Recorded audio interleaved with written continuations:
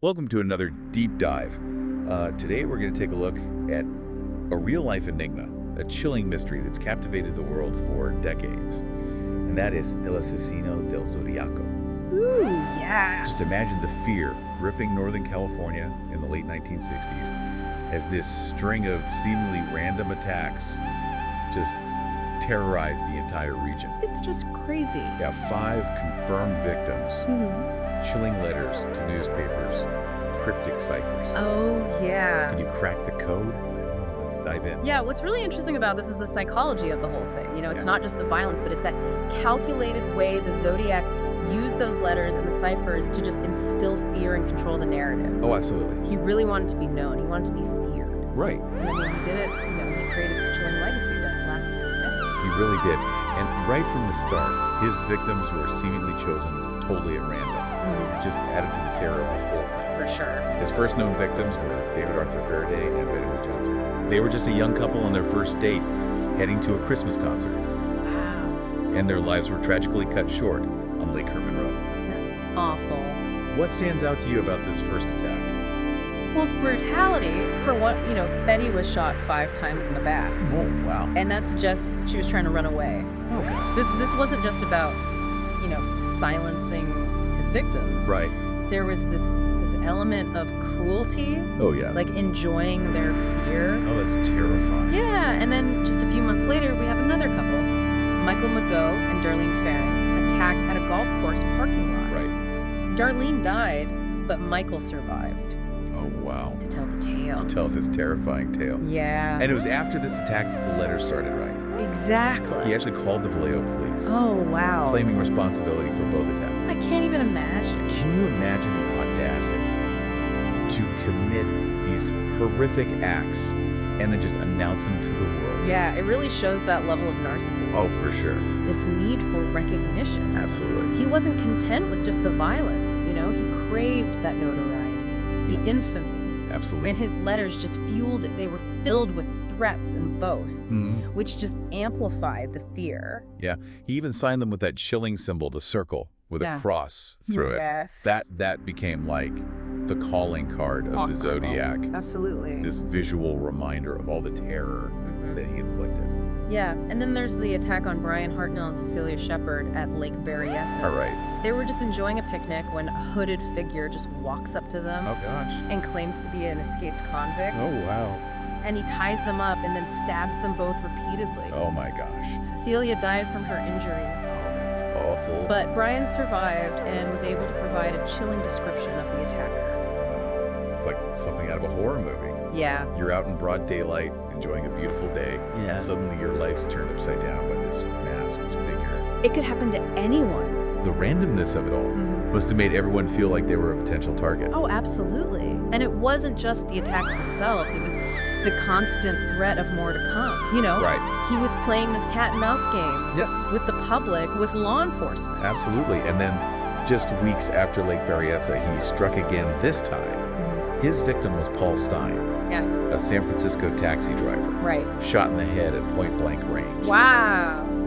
But it was what he said to the San Francisco Chronicle afterward that truly sent chills down everyone's spines. What was that? A piece of Stein's blood-soaked shirt. Oh my God. This gruesome trophy. This chilling reminder that he was still out there. Oh yeah. And he was watching. He was watching. It wasn't just the violence that made the Zodiac so terrifying. It was the mystery. Right. The puzzle he created with those letters and ciphers. He was challenging the world to unravel his identity, to understand his twisted motives. The ciphers were just brilliant. A disturbing way to control the narrative. Absolutely. Can you imagine the pressure on law enforcement? Oh, yeah. The public's clamoring for answers. Right. And the fear that with every unsolved message, he was getting closer to striking. Absolutely. And to think that some of those ciphers were actually cracked. Yeah. A civilian couple, Donald and Betty Hartnell, solved the first major cipher, the 408 character one back in 1969. Yeah. What a story. What was it like for the public to finally get a glimpse inside the mind of the Zodiac? I think it was a mix of relief and horror. Oh, for sure. you know, that the deciphered text was rambling, Right. filled with misspellings, this strange, almost childlike voice. Yeah. But it also contained these chilling phrases like, I like killing people because it is so much fun. Right. You know, just these things that confirmed the darkness beneath the surface. So it didn't reveal his identity, Right. but it did offer this disturbing insight into his psyche. It's almost as if he was taunting us, saying, you can solve my puzzles, but you'll never catch me. Exactly, and for decades that seemed to be the case, you know. Right. Another cipher, the 340 character one, remained unsolved for over 50 years until a team of codebreakers finally cracked it in 2020. You mentioned earlier the pressure to solve these ciphers Yeah. to prevent another attack. Imagine that collective sigh of relief when that 340 character cipher was finally solved. Oh my god, yeah, it was a major breakthrough. Yeah. But it didn't provide the answers that I think everyone was hoping for. Right. The deciphered message seemed to mock the police, you know, No. boasting about their inability to catch him. He even claimed that he wasn't afraid of the gas chamber because he had enough slaves waiting for him in paradise. Oh my gosh, so we have these chilling letters, these gruesome crime scenes, cryptic ciphers. Did any of it lead investigators to the Zodiac's door? Well, there was one prime suspect that emerged early on, Okay. Arthur Lee Allen, a former school teacher, Right. with a history of disturbing behavior. He fit the profile in many ways. What kind of evidence linked him to the Zodiac? Was there anything clear? Well, there were a number of circumstantial connections that seemed promising at first. Right. Witnesses placed him near the scene of one of the attacks. Mm-hmm. He owned a watch similar to one believed to be worn by the Zodiac. Okay. And he even had a copy of The Most Dangerous Game, Right. the book that the Zodiac referenced in one of his letters. The Most Dangerous Game. Yeah. A story about a hunter who tracks humans for sport. Yeah. That's a chilling parallel, isn't it? It is, yeah. Does this suggest that the Zodiac saw himself as some kind of superior being playing this deadly game with his victims? Well, it's a disturbing possibility, Yeah. and one that investigators explored in depth. Right. But despite these connections, there were some significant problems with Allen as a suspect. Like what? What didn't add up? Well, his fingerprints didn't match those found at the crime scenes, Okay. and handwriting analysis was inconclusive. Right. They even searched his home multiple times, but never found any definitive physical evidence linking him to the Zodiac crimes. So despite all of the circumstantial evidence, Yeah. the puzzle pieces just didn't fit. Yeah. But surely there must have been other suspects, There were. other leads that investigators pursued over the years. Many of them leading down these fascinating but ultimately frustrating rabbit holes. Oh, wow. Some believe that the Zodiac might have been responsible for other unsolved murders, Right. expanding his reign of terror beyond the confirmed cases. One that immediately comes to mind is the murder of Carrie Jo Bates in Riverside, California. Right. The brutality, the cryptic notes, it seemed to bear all the hallmarks of the Zodiac. Right. There were definitely similarities to the Zodiac's MO. Yeah. And he even claimed responsibility for her death in one of his letters. Wow. But the Riverside Police Department has always maintained that Bates' murder wasn't connected to the Zodiac, Okay. despite the eerie parallels. So another piece of the puzzle that doesn't quite fit. And then there's the disappearance of Donna Lass from South Lake Tahoe. Didn't a postcard believed to be from the Zodiac hint at her abduction? Yes. Wow. And that sent chills down everyone's spines. Oh, yeah. You know, for decades, her fate remained a mystery, Right? adding to the Zodiac's mystique and leaving so many questions unanswered. But just recently, in 2023, Okay. a major development shook the case. Wait, are you talking about the skull that was found? Yes. They finally identified it as Donna Lass, right? They did. Oh, wow. Yeah, using advanced DNA testing, after all these years, there was finally some closure for her family. Yeah. But it also opened up a whole new chapter in the Zodiac saga. So what does this tell us about the Zodiac? Does it confirm that he was active in a wider area than we initially thought? It's possible. Does it bring us any closer to uncovering his true identity? It's a significant piece of the puzzle. Yeah. But as with much of this case, it raises more questions than it answers. Right.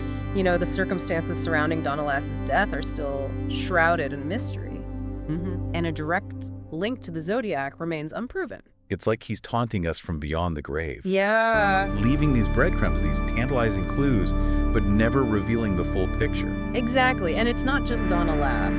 You know, over the years, numerous other suspects and theories have surfaced, each adding another layer of complexity to this already intricate web. There was Bricker Gaikowski, Right. the journalist who resembled the composite sketches, Mm-hmm. And then there was the theory connecting the Zodiac to the Black Dahlia murder, with Steve Hodel even pointing the finger at his own father. What's your take on all these alternative theories? Are any of them particularly compelling? It's murky, sifting through these decades-old evidence and conflicting accounts. Yeah. Some of these theories are intriguing. Oh, for sure. But they lack that concrete evidence needed to make a solid connection. Right. Gaikowski's voice Hodel's research.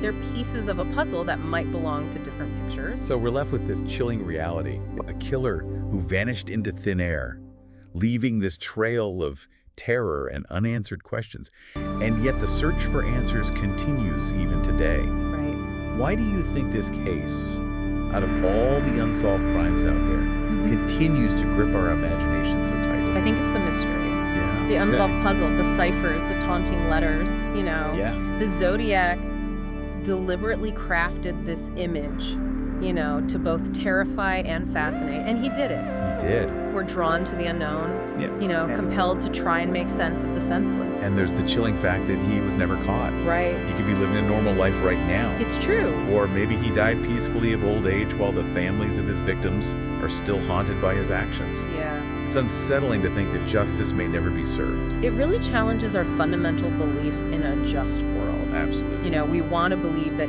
evil is always punished, Right. that the scales will eventually balance. Mm-hmm. But sometimes those scales remain tipped, Yeah. leaving us with this unease, Well, this reminder that darkness can just lurk in the shadows unpunished. But even with the official investigation, inactive hope flickers. It does. New technologies emerge, fresh eyes, examine the evidence, and there are still people out there dedicated to solving this puzzle. You're right. And speaking of fresh eyes, there's been a recent development that's reignited public interest in this whole case. Okay. A group of independent investigators calling themselves the Case Breakers Mm-hmm. claim to have identified the Zodiac as Gary Francis Post, Okay. a man who died in 2018. They claim to have actually found the Zodiac. They do. That's a bombshell. Yeah. What's their evidence? This could be the break we've all been waiting for. Well, they cite a combination of factors, including new forensic analysis of the photos and letters, as well as deciphered messages that they believe point directly to Post. Now, They even claim to have DNA evidence linking him to the crimes. so has the mystery finally been solved? Has the Zodiac been unmasked after all these years? Could this finally bring closure to the victims' families and to a public that's been captivated by this case for decades? It's tempting to believe that, especially with the level of detail the Case Breakers have presented, Right. but it's important to remember that the FBI remains skeptical. Okay. And many experts are unconvinced. Their evidence hasn't been independently verified, Yeah. and there are still many unanswered questions. So another twist in the tale, another layer added to this intricate web of the Zodiac case. It seems like every time we think we're getting close to the truth, another layer of mystery unfolds. What do you think?